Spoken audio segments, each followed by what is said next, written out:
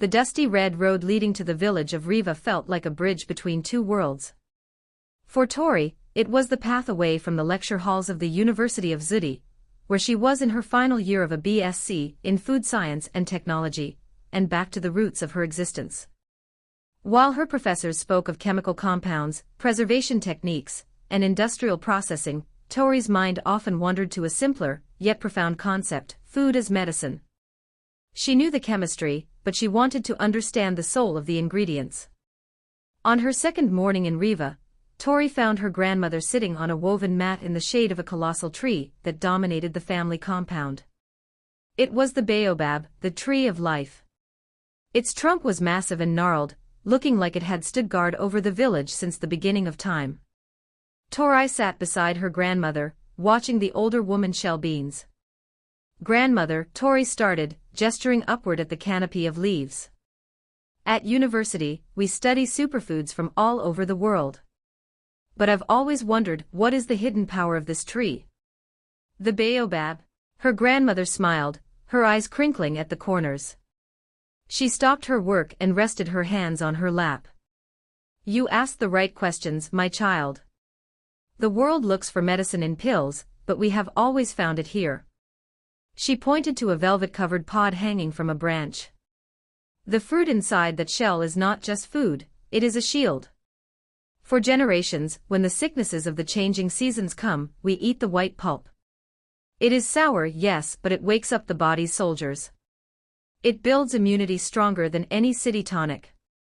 Tori nodded, her scientific mind translating: high vitamin C, antioxidants, prebiotic fiber.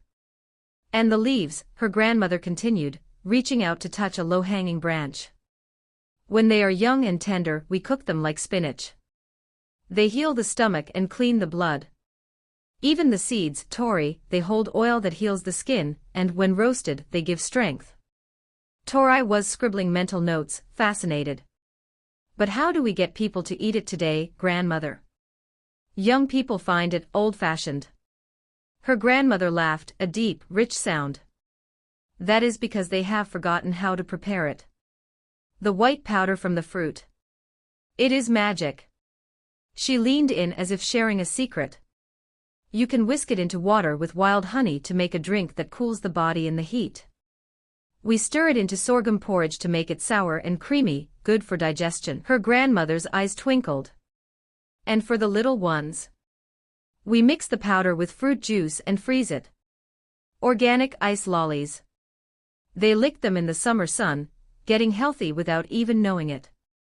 Tori looked up at the giant tree with new eyes. It wasn't just a piece of the landscape, it was a pharmacy and a grocery store combined.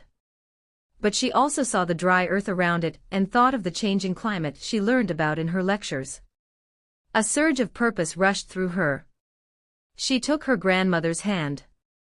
"Grandmother, I know what I am going to do," Tori said, her voice firm.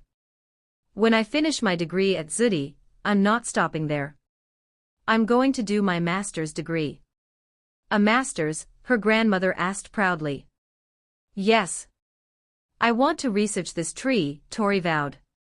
"I want to prove to the world what you just told me. I want to find ways to protect the baobab from extinction so it stands for another 1,000 years. And I'm going to develop new recipes, products that make baobab part of the everyday diet for everyone, not just in Riva but in the cities too." The wind rustled the leaves of the great baobab, as if the tree itself was nodding in agreement. Tori had come to Riva looking for rest, but she left with a mission: to bridge the gap between ancient wisdom and modern science, one seed at a time.